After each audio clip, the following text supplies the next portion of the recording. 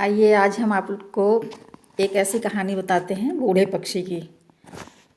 एक पेड़ के ऊपर एक बूढ़ा पक्षी रहता था, उस पे और बहुत सारे पक्षियों के घोंसले थे। उनमें वो एक बूढ़ा पक्षी भी रहता था। तो उस बूढ़े पक्षी को ये परेशानी चिंता होती थी कि ये पेड़ के नीचे बहुत सारी जंगली बेलें जम रही हैं और इन्हें अगर अभी नहीं उखाड़ा गया तो ये बढ़ जाएंगी और पूरे पेड़ को ढक लेंगी, जाल बना लेंगी और तब सबको बहुत परेशानी होगी निकलने उठने बैठने में सब में। तो वो बूढ़ा पक्षी एक दिन सब पक्षियों से कहने लगा कि अपने छोटे पक्षियों से जो उस पर बहुत सारे रहते थे और घोंसलों में, कि बच्चों ये जो जंगली पेड़ नीचे जम रहे हैं, पेड़ इस वृक्ष के नीचे, इनको सबको जंगली पेड़ों को अभी काट दो, छोटी छोटी बेलें हैं और इनको जड़ से उखाड़ दो। अगर अभी नहीं उखाड़ोगे तो आगे चल के बहुत परेशानी होगी।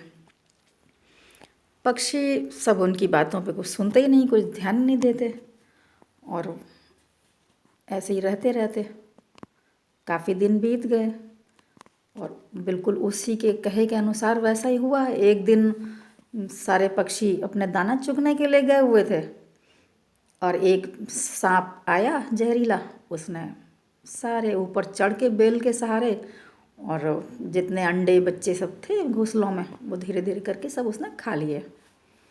अब शाम को, और वो बूढ़ा पक्षी बेचारा कुछ नहीं कर सकता था कि बूढ़ा था, एक ही जगह बैठा चिल्लाता रहा, परेशान होता रहा, देखकर कुछ कह नहीं सकता था, असहाय। और जब शाम को सारे पक्षी लौट कर आए अपने घोंसलों में, देखें तो सारे अंडे और बच्चे सब गायब।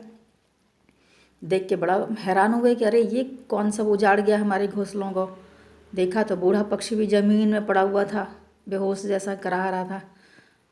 तब सब पक्षियों ने पूछा कि बाबा क्यों, ऐसा क्या हुआ। तब उसने सब बात बताई कि तुमने समय रहते हमने कहा था कि इन बेलों को बढ़ने मत दो, सब काट दो, और तुमने सुना ही नहीं। आज एक सांप आया और उसने सब खा लिए हमारे देखते ही देखते। और अभी तो एक ही सांप आया है और जानते हो इन सांपों के कितने अंडे बच्चे होते हैं, हज़ारों की संख्या में होते हैं। ये तो बढ़ के बहुत ज़्यादा कभी हो जाएंगे तो बहुत ज़्यादा नुकसान उठाना पड़ेगा तुम्हें।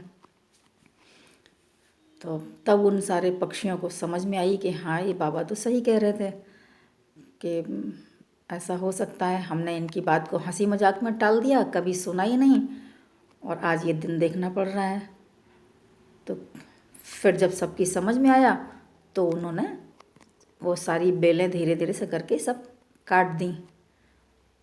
तब जाके फिर वो चैन से रह पाए, अपने घोंसलों में ठीक से रहने लगे।